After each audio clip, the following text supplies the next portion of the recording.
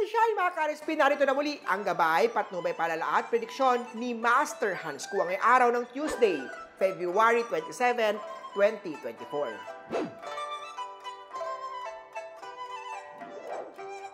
Para sa mga pinanganak ng Year of the Rat, may hindi pagkakaunawaan mula sa iyong kapatid. May backstabber naman pagdating sa kaibigan. Iwasan ang madalas na pag-absent sa work at posibleng ikaw ay mapatawag at magkaproblema kay boss.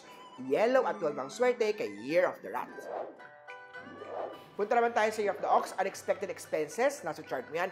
Kaya naman iwasan ang madalas sa paggastos, lalo kung walang permanent na income. Mag-ipon para sa savings ng iyong future. Makakatulong pagsuot ng Black Onyx upang maalis ang mga negative energy. Gold at 13 ang swerte kay Year of the Ox. Huwag kalimutan na ang mga taong tumulong sa iyo sa mga pinanganak ng Year of the Tiger. Lumingon mula sa pinanggalingan at huwag kalimutan isama ang dasal, ang mga taong mahal mo sa buhay at mga nagmamahal sa iyo. Red at 6 ang swerte kay Year of the Tiger.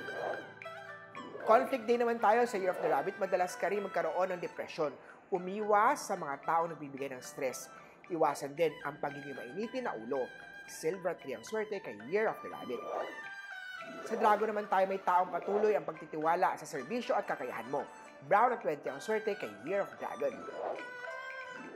Ito naman sa mga Year of the Snake, activated ang Happy Love Life Star sa'yo. Activated din na Unhealthy Star, kaya naman magpakonsulta na kay Doc kung ikaw ay may nararanasan sakit. Huwag na itong patagalin. White at 11 ang swerte kay Year of the Snake. Para sa Year of the Horse naman, may good news para sa food business mo.